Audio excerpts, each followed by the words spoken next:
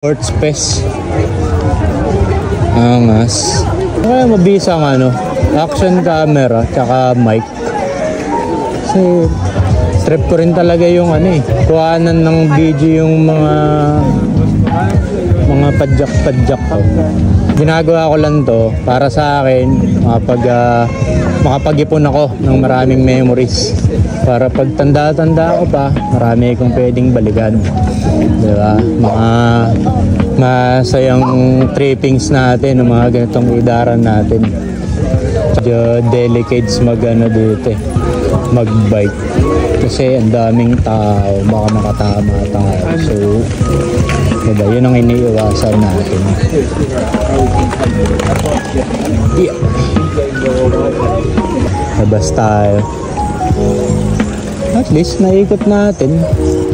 Tsaka nakakapunta ng bandang North Finchley para ang ganda kasi nung part dun puro puno, tapos alam mo yun, parang yan, imagine niyo na lang dyan sa street na yan, puro puno yung paligid, tapos isang malinis na daan lang, makipot, wala, saya lang, nakaka-relax siya.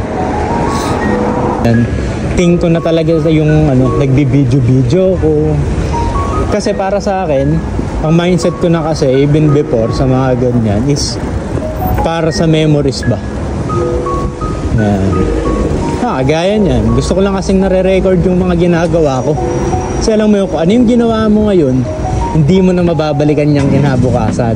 Hindi na yan yung same na mangyayari pa ulit. Diba?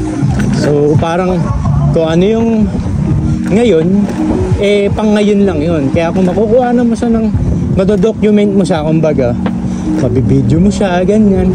At least, pagka na-miss mo yung ganyang bagay, mababalikan ka, may mapapanood ka.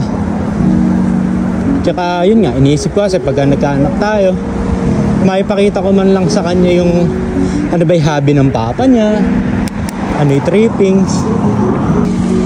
Hindi masyadong maingay. Saktong lang. Saktong hangin lang at kadaldalang ko lang ang naririnig niyo. Hingal ako dun Ganda naman dito. Parang countryside yung vibes. Actually one way pala tong. Ay hindi. Palagay ko iikot lang ako.